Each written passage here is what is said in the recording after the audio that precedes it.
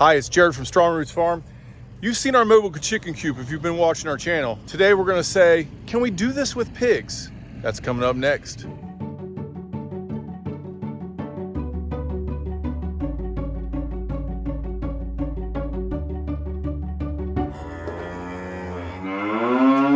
So I asked myself, could I make a mobile pig coop?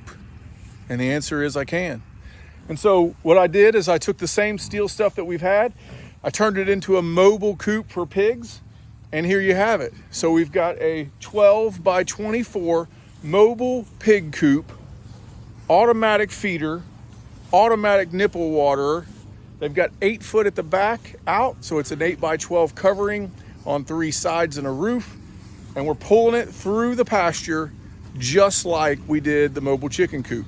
I want you to see though how much they're tearing it up. So you can definitely tell where they've been. And so there's quite a bit of damage to the pasture here. So if you have really good pasture, I probably would not recommend this. Would they tear up less if they were in netting? I doubt it. I'm willing to bet that the pigs would do the same amount of damage in the same amount of space if they were on netting. Even if I had 100 by 100 netting in a square, they're still gonna root and tear up a pasture. Now, luckily for us, this is a positive. This area that we're in here, this little square, I think this is 100 by 800 down through here, this little square that they've had lotted off for some reason before I bought this farm. And it's really bad. The ground is really unlevel. I think that he even buried an animal out here that he had pass away. And it's just really uneven and rough, and the grass isn't very good. And so we're going to allow this to happen. And so they're going to go through, they're going to root up and manure, tear some stuff up. I'm going to disc it all up anyways. I'm not a proponent for tilling land and destroying fescue, but this is an opportunity for me to frost seed on one side of the fence and disc and till and spread fertilize and redo an area. One, it helps me to smooth out the land, but two, it's going to allow me to reseed it the way I want it and kind of see the difference in the two pastures. When you till, you're going to destroy the soil somewhat. You're going to damage the earthworms and the compost and the things that we've been trying to build up in the ground.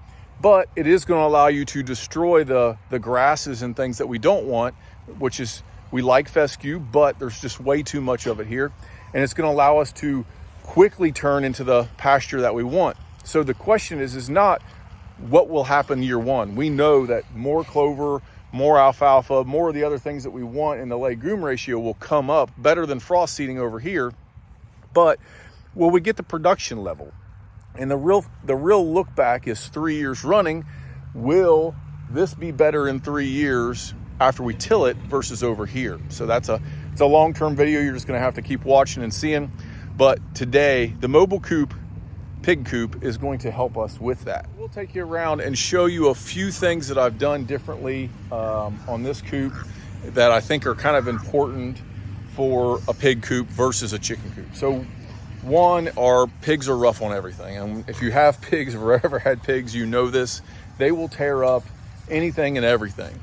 So you could make something like this out of wood, but it's pretty guaranteed that they're going to bust it up. So I would not spend a bunch of money trying to build something out of wood that looks nice, because they're going to destroy it. And I know that old skids look janky and people don't like them, or even around here we get made fun of if you use skids for some kind of shelter.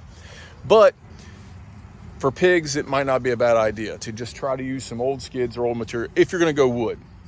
Obviously, steel is a better method, or even if you just had some nice gates that you could put in a square and use that.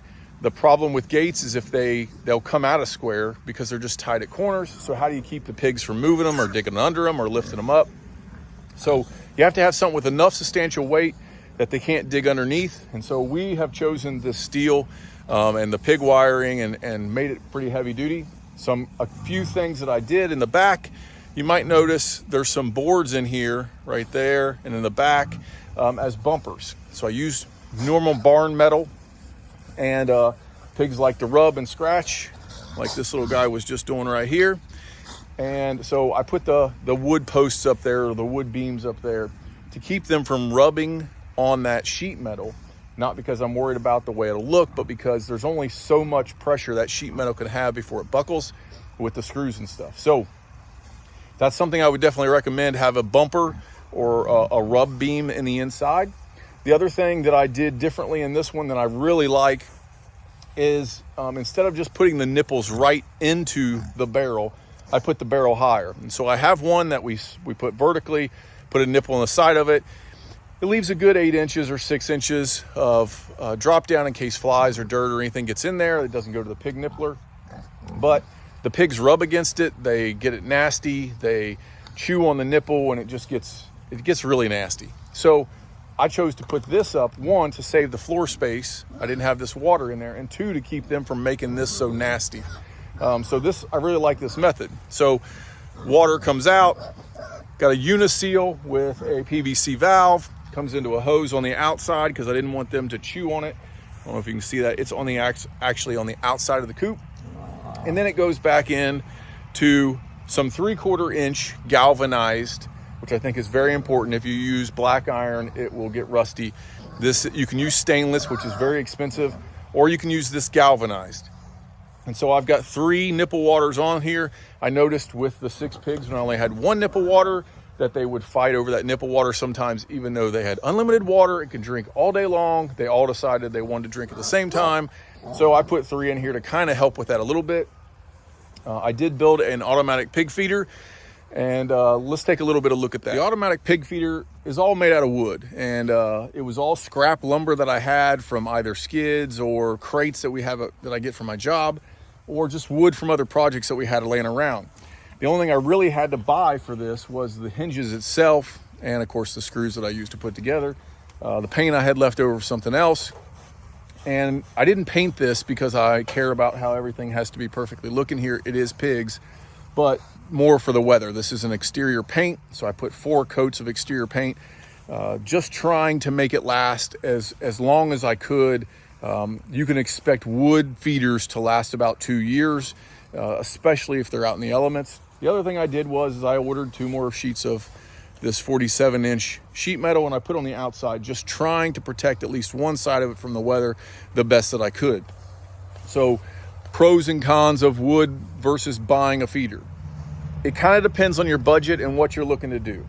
If you're in a high production setting, so let's talk about 20 or more pigs at a time, it might be worthwhile to buy a feeder, to buy a Brower or something, that'll hold a ton of feed, and they'll last a long time. They're galvanized. They still don't do great out in the weather. They will still rust.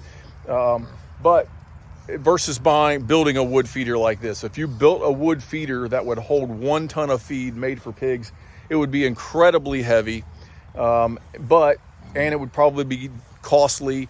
And as far as longevity on those Brower galvanized, you can plan 5 to 10 years on those things. If they're out in the elements, you might get 15 years if they're inside a building, but pigs are rough on things. Wood, on the other hand, is going to last 2 to 3 years. So I built this out of wood, 1, because I don't even know if this was going to work. This was a good idea, but I had no clue if this was going to work. My idea was, if it doesn't work in the pasture, if they destroy it, which it looks like they're going to, and this is when we have our pastures the way we want them, this is not something I'm going to want to take through the pasture, but this is something I can use to till up garden areas. So I can put them in an area, not move them for 3 or 4 days, and they really just manure it and till it all up. And then I go in and build beds. So this would be a good coop for that style setting. But the wood, the feeder I built out of wood because if it didn't work, I didn't want to spend a bunch of money on a galvanized feeder. 2 is, there comes a point of pros and cons of putting money in versus getting money out. How many pigs, how much pork do I have to sell to make enough money to buy a high-end galvanized feeder? And so with us on our farm, we're butchering 6 to 10 pigs a year. It's not enough pork, not enough money, not enough to justify the cost of a big feeder. So if you're looking to build a feeder and you want a good idea, there is a guy that's called Farm Builder. He specializes in pigs. That's his main market on his farm, and he uses IBC totes. We can buy IBC totes, food grade IBC totes here in Ohio, right about where I'm at for about $40 to $60. Somewhere between there, you can find them. They're usually a little more expensive. I would say, just as a piece of advice, if you're gonna buy IBC totes, spend the extra money to have them pre-cleaned. Because if they're pre-cleaned, you know you're getting a clean one and it's food grade. If they're not pre-cleaned, you really don't have a clue how hard it is to get out what's in them. Now, the IBC totes I had soy sauce in them, washed right out. It was nice.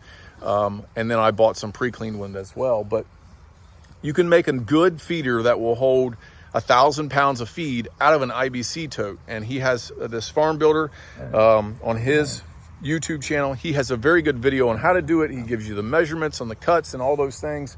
But he's running a large amount of hogs, and he's running his own feed grinder and dumping it into it. But as far as the backyard again, or the homesteader, or a small farm like we're doing, building a wood feeder is my recommendation. And I would say that you need to understand it. Ground feed needs about a 3-inch gap to flow through and flow out. So as you do your measurements, think about that. A 3-inch gap in the back wall as it tapers down and it comes out.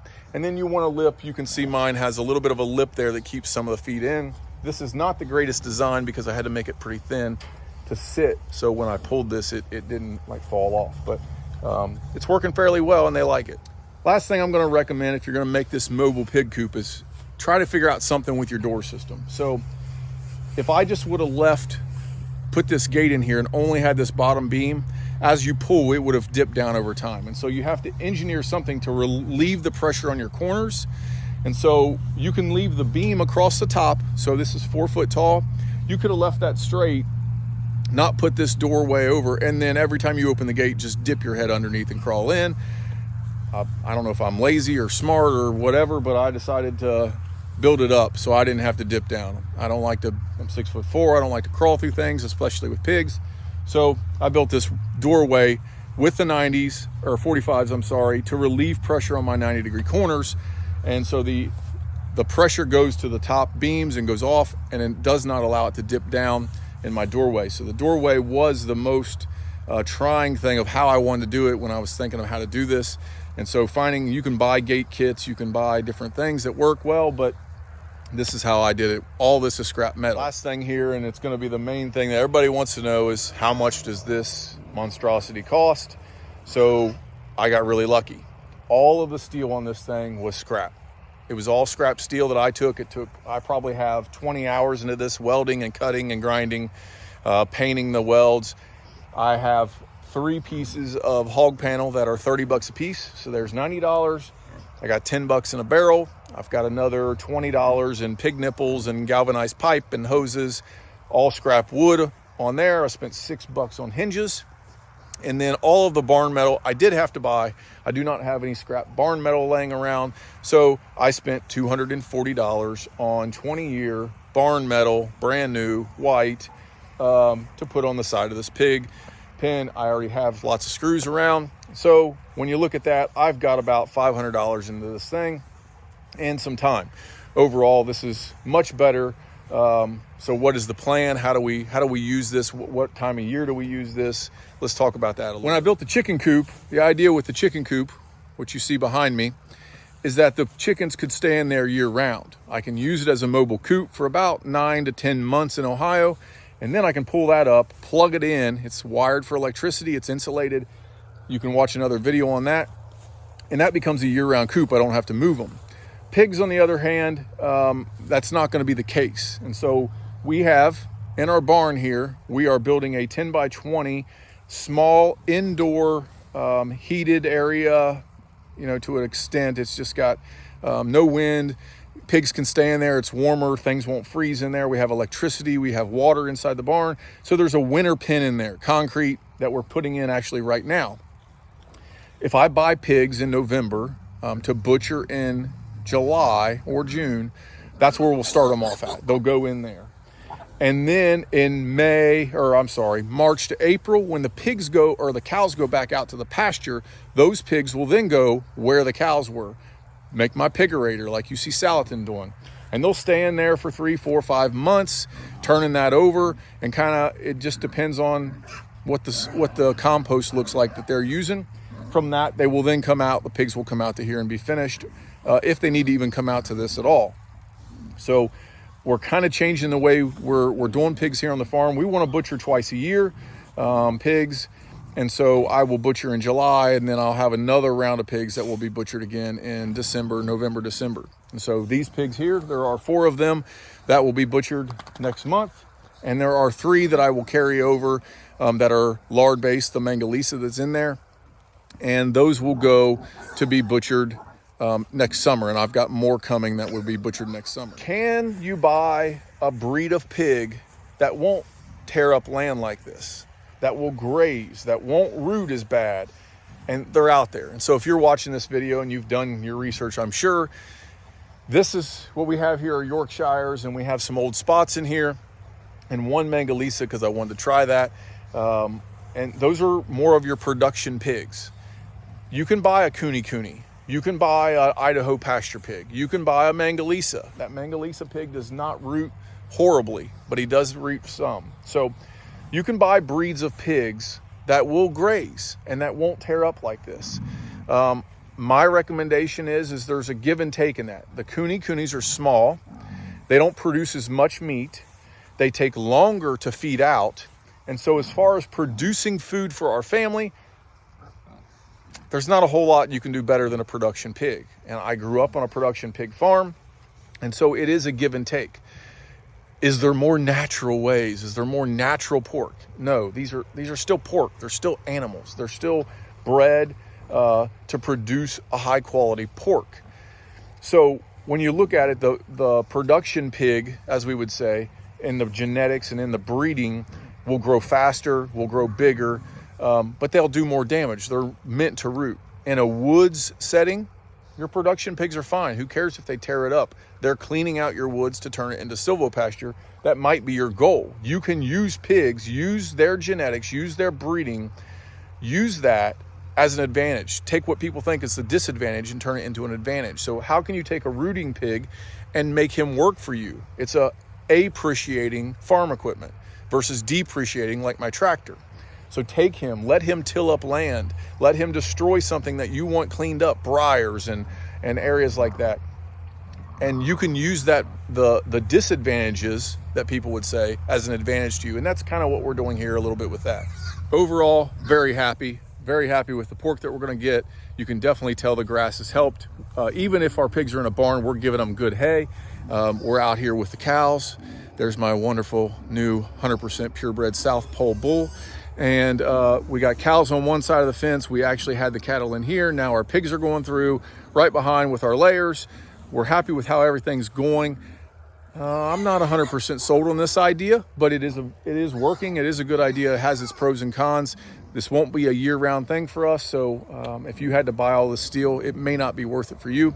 But overall, I'm very happy with it. It's working. Hopefully it gives you some ideas for how you could do this with your pigs versus netting. And so the main reason I did this versus having just a covering shed with electric netting, one, I work during the day. So if pigs get out and I have to leave work, that's a huge pain. And so I didn't want to chance that. Pigs will get out of netting. It's inevitable. Does it keep them in? Does single wire, can you keep them in with single wire? Yes, but they still get out at times, way more than cattle or sheep. But we don't want to pick up netting and move netting. Netting it gets tangled. It's a pain in the butt. It's just a hassle to pick it up and move it. It's another daily chore that we don't want. I have less than 2 minutes a day in this. I pull up, I hook the chain up, pull it forward 20 feet, and I'm done. Once a week, I fill the feeder in the water. So for us, it's all about minimizing daily work here on this farm so we can focus on making our farm better and doing projects. And so I think I'm going to have a video coming up about our theology and our mentality about what we do and what we want to see as far as our daily hours. How do you spend your daily hours? And this is a proponent of that for us. So how much do you spend on maintenance? How much do you spend on daily chores? And how much do you spend on making your farm better? If you took all the time that you did in a year, what would each category be percentage-wise? And as we think about that, the more time you can spend in minutes to make your farm better, the better your farm's gonna grow, the better it's gonna get. And you have to decrease those daily chore minutes in order to do that. So this is one way we're doing that. Well, there you have it. Hope this video helps. Thanks for coming along with us. on the farm. Please like and subscribe, all those things that people say. If I can help you, if I can make a video for you and show you what we're doing, I'd appreciate it. One thing that you'll see maybe that we're doing right now on our farm is as we graze, we were doing daily rotations in the spring. I'm a big proponent for daily rotations. But as we get to the fall, when the grass is done growing, grass is barely growing now, we're extending that out, moving every 3 days, every week, once a week. And so there is a different time for your rotational grazing. So we're going to make some more videos on that. But if there's something else you want to see, something else you want me to make, something else you want an idea for, let me know. And we'll get that on the docket to get that video made. Thanks for watching.